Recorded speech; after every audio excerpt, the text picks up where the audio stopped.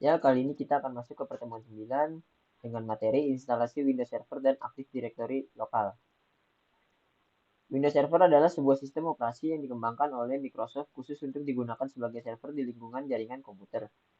Ini adalah versi server dari sistem operasi Windows yang dirancang untuk memberikan berbagai layanan dan fungsi penting dalam mengelola infrastruktur jaringan, manajemen pengguna, penyimpanan data, dan aplikasi bisnis. Beberapa versi Windows Server yang pernah dirilis antara lain Windows Server 2003, Windows Server 2008, Windows Server 2012, Windows Server 2016, Windows Server 2019, dan versi terbaru saat ini adalah Windows Server 2022. Aplikasi pendukung untuk pengkonfigurasian Windows Server kali ini, yang pertama ada VirtualBox. VirtualBox adalah perangkat lunak virtualisasi yang memungkinkan Anda untuk menjalankan sistem operasi tambahan dalam sistem operasi utama Anda. Dikembangkan oleh perusahaan bernama Oracle, VirtualBox memungkinkan Anda untuk membuat mesin virtual yang dapat menjalankan berbagai sistem operasi seperti Windows, Linux, macOS, dan lainnya di dalam lingkungan yang terisolasi. Dengan menggunakan VirtualBox, Anda dapat menginstal dan menjalankan beberapa mesin virtual sekaligus di dalam komputer Anda. Yang kedua ada file ISO Windows 7. File ISO Windows adalah file bergambar yang berisi salinan lengkap dari instalasi sistem operasi Windows. Format file ISO ini digunakan untuk mengemas semua file dan direktori yang diperlukan untuk menginstal dan menjalankan sistem operasi Windows. Jadi file ISO Windows 7 ini adalah file yang akan kita jalankan melalui aplikasi VirtualBox nanti. Berikutnya adalah tahapan instalasi Windows yang berperan sebagai klien. Yang pertama adalah kita buka terlebih dahulu aplikasi VirtualBox-nya, kemudian kita klik Add,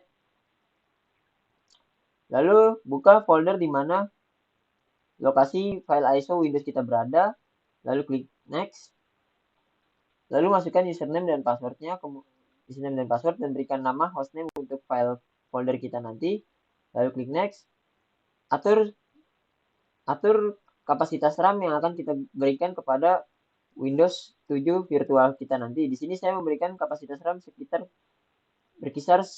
berkisar angka 2 GB. Jika sudah, kita klik next.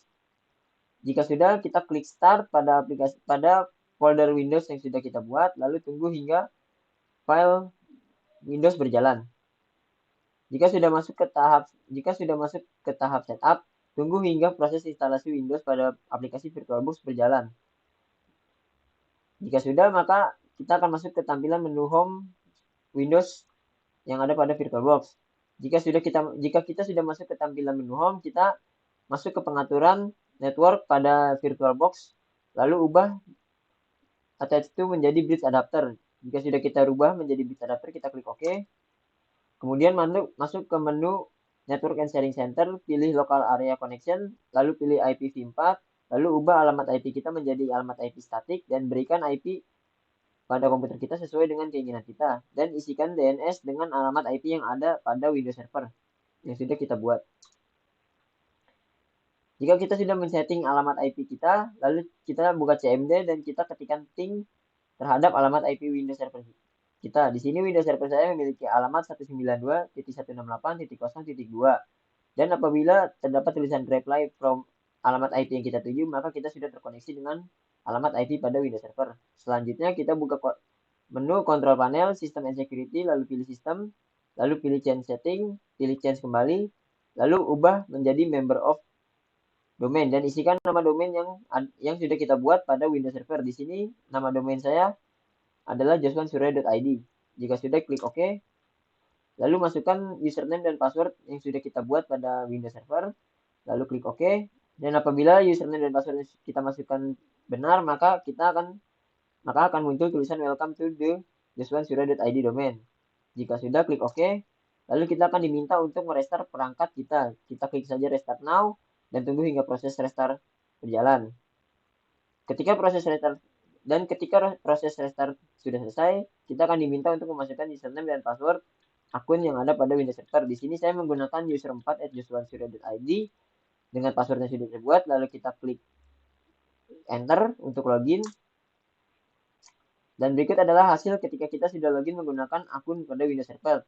Dapat dilihat, nama user pada perangkat ini berubah menjadi user 4 real. Ini mana user 4 real adalah user yang sudah dibuat pada Windows Server sebelumnya. Cukup sekian untuk penjelasan materi pertemuan 9 kali ini. Untuk pembahasan materi selanjutnya akan saya jelaskan pada video berikutnya. Terima kasih.